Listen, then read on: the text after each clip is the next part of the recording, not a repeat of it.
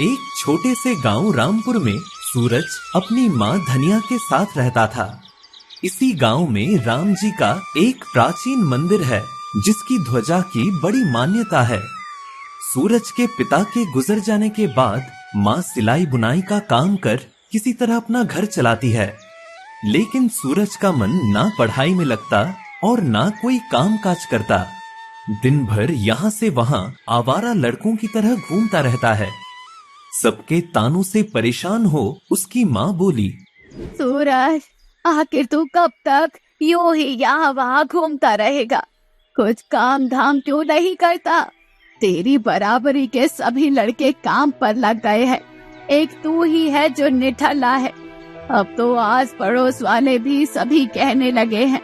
मुझे तेरे लिए सबका इस तरह से बोलना बिल्कुल अच्छा नहीं लगता, पर क्या करूं? तू करता भी तो नहीं है कुछ। तू शहर जाकर कोई नौकरी क्यों नहीं ढूंढता? क्या करूं? माँ बोलने दे, लोगों का तो काम ही है कहना। नौकरी नहीं तो कोई छोटा मोटा काम कर लेना। नौकरी ऐसे ही थोड़ी ना मिलती है। फालतू रहने से तो अच्छा है 4 पैसे घर में आए। नहीं माँ, मैं तुम्हें गांव में अकेले छोड़कर कहीं नहीं जाऊंगा। मैं यहीं अपना कोई काम धंधा कर लूंगा। क्या करेगा?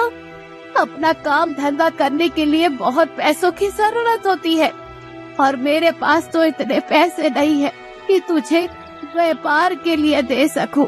तू चिंता मत कर माँ, देखना मैं एक दिन बहुत बड़ा काम करूंगा। कहते हुए सूरज घर से बाहर चला गया। कुछ दिन बाद सूरज बाजार में यूं ही घूम रहा था। अरे सूरज, कैसा है? राम राम काका, ठीक हूँ। और तेरी माँ कैसी है? वो भी ठीक है। देख बेटा, एक बात बोलूं, बुरा मत मानना। बहुत दिनों से सोच रहा था कहने की, बेटा अब तेरी माँ की उम्र हो चली है। बड़े दुख देखे हैं बेचारी ने अपने जीवन में। क्यों फालतू यहाँ वहाँ घूमता रहता है, आवारागर्दी करता है। कुछ काम धंधा कर ले, कब तक अपनी माँ पर बोझ बना रहेगा? करूँगा काका, करूँगा। देखना एक दिन बहुत बड़ा काम करूँगा, तब सबसे पहले शाबाशी तुम ही दोगे।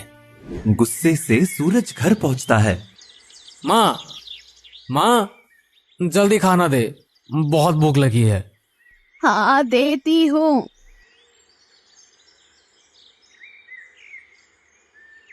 सूरज, रोज रोज तेरे बारे में लोग उल्टा सीधा बोलते हैं, अब सुना नहीं जाता।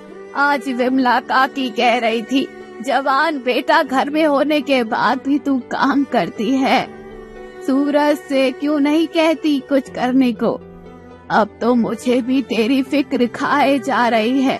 ओफो, ये सब बातें सुन सुन के मैं थक गया हूँ। अब मैं कोई ना कोई काम जरूर करके दिखाऊंगा। सब मुझे ही ज्ञान देते रहते हैं। अब तभी आऊंगा जब कुछ बड़ा हासिल कर लूंगा। कहते हुए वो घर से चला जाता है। सूरज के पीछे उसकी माँ आवाज देती है, सूरज रुक तो बेटा, कहाँ जा रहा है? पर सूरज उसकी कोई बात नहीं सुनता है। उसी शाम अचानक बहुत तेज तूफान आता है। पूरा गांव तहस नहस हो जाता है, सब कुछ बिखर सा जाता है। इस तूफान में बरसों पुरानी मंदिर में लगी ध्वजा भी उखड़कर जंगल की तरफ चली जाती है, जिसे सूरज, जो कि तूफान के कारण मंदिर में फंस गया था, देख लेता है। इधर सूरज घर नहीं पहुंचता तो उसकी माँ बहुत परेशान होती है। दूसरे दिन तूफान थम जाने के बाद ध्वजा के उड़ने की खबर गांव में आग की तरह फैल जाती है। सभी गांव वाले मंदिर के आंगन में इकट्ठा हो जाते हैं। पिछले 4 पीढ़ियों से मेरा परिवार मंदिर में पूजा कर रहा है। आज तक कभी ध्वजा का बाल भी बांका नहीं हुआ। ना जाने कौन सा संकट आने वाला है गांव पर। भगवान ही हमारी रक्षा करेंगे, डरो नहीं, हिम्मत से काम लो। हमें पहले ध्वज को ढूंढना होगा। कहाँ गई होगी? जंगल की तरफ उड़कर गई है, मैंने देखा है। पर आप सब ध्वज को लेकर इतना परेशान क्यों हैं? क्योंकि यह ध्वजा हमारे गांव की रक्षक है। पूरा गांव मानता है कि इस ध्वजा के रूप में स्वयं हनुमान जी हमारे गांव और इस मंदिर की डाकू मंगल सिंह से रक्षा करते हैं। लोग आपस में गुसुर पुसुर करते हैं। कौन जाएगा? जंगल के नाम से सभी डरते हैं, क्योंकि वहाँ जंगली जानवर से ज्यादा मंगल डाकू का खतरा है। अगर ऐसी बात है तो मैं जाऊंगा जंगल में ध्वज को ढूंढने। सभी सूरज को देखने लगते हैं। भीड़ को चीरते हुए उसकी माँ आती है। सूरज, तू जंगल नहीं जाएगा। तुझे क्या मंगल डाकू के कहर का नहीं पता? नहीं नहीं, तू नहीं जाएगा। नहीं माँ, मैं जाऊंगा। और वह जंगल की तरफ चल देता है।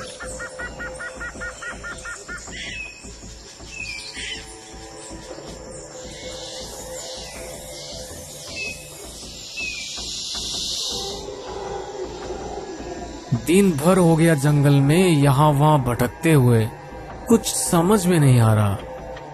अब तो बहुत तेज भूख भी लग रही है। यहाँ तो खाने को भी कुछ नहीं मिला। इधर घर पर सूरज की माँ उसके बेटे को लेकर परेशान है। शाम होने को है, अभी तक ये लड़का घर नहीं आया। कहीं मंगल डाकू के हाथ तो नहीं लग गया। हे राम जी, अब तुम ही रक्षा करना। क्या करूं? इस बियावान जंगल में डर और भूख दोनों ही लग रहे हैं। आज घर चलता हूँ, सुबह फिर से आऊंगा। सूरज शाम ढले घर पहुँचता है। दूसरे दिन सुबह सूरज घर से निकलने को तैयार होता है। सुबह सुबह कहाँ चला गया? जंगल में ध्वजा ढूंढने। माँ उसे जाने के लिए मना करती है, पर वो नहीं मानता है। ठहर जरा, खाना साथ में बांध देती हूँ। जब भूख लगे तब खा लेना। कुछ देर जंगल में भटकने के बाद एक आदमी से टकराता है जिसका एक हाथ कटा हुआ था। मुझे बहुत भूख लगी है, क्या तुम्हारे पास कुछ खाने के लिए है? मेरे पास खाना है, तुम पहले खाना खा लो, उसके बाद हम बात करते हैं।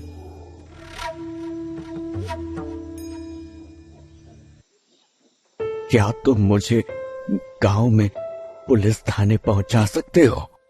हाँ हाँ हाँ, क्यों नहीं। पर तुम्हें थाने क्यों जाना है? मुझे समर्पण करना है। पर ऐसा क्या हो गया कि तुम अचानक ये लूटपाट का काम छोड़कर समर्पण के लिए तैयार हो गए हो? कल रात जब तूफान आया था, उस समय मैं और मेरे साथी डाका डालकर लौट रहे थे। बचने बचाने के चक्कर में अचानक मेरा पैर खाई की तरफ फंस गया। मेरे साथी मुझे ना बचाकर मुझे तूफान में अकेला छोड़कर मेरा सारा लूटा हुआ माल लेकर भाग गए। तब भगवान की इसी ध्वजा का सहारा लेकर मैं खाई में गिरने से बचा था। तब मुझे लगा कि सभी साथी अपने मतलब के लिए मेरा उपयोग कर रहे थे। मैंने सोचा अब तक मैं मतलबी लोगों के लिए लूटपाट, मार काट और गलत काम करता रहा, पर अब और नहीं। भगवान ने खाई में गिरने से बचाकर मुझे नया जीवन दिया है। अब इस नए जीवन में मैं कोई गलत काम नहीं करूंगा और बचा हुआ जीवन नेकी के काम में लगाऊंगा। इस निर्जन वन में ध्वज द्वारा बचाए जाने को मैंने भगवान का इशारा माना और मेरा हृदय परिवर्तन हो गया है। मैं अब इस लूटपाट के गलत रास्ते को छोड़कर समर्पण करना चाहता हूँ। ठीक है, इस नेक काम में मुझसे जो भी बन पड़ेगी मैं आपकी मदद करूंगा।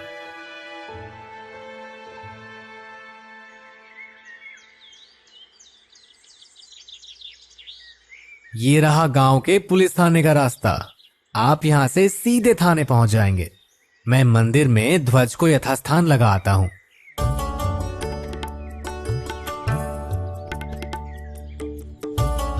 सूरज बेटा, आज तूने वह काम कर दिखाया जो हम में से कोई भी करने को तैयार नहीं था।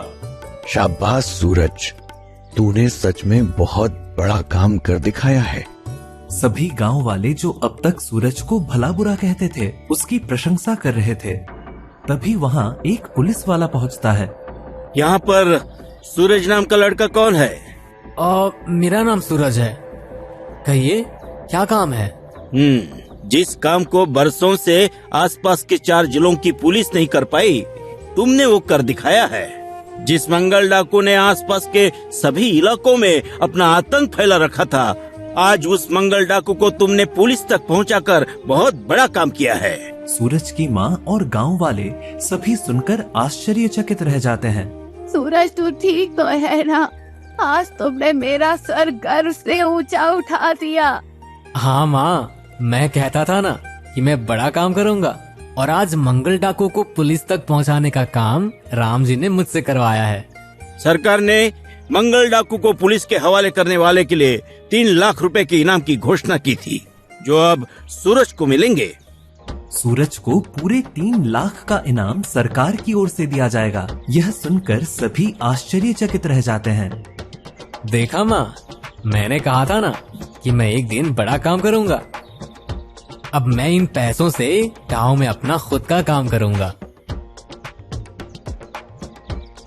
शाबाश सूरज, तूने सच में बहुत बड़ा काम कर दिखाया है।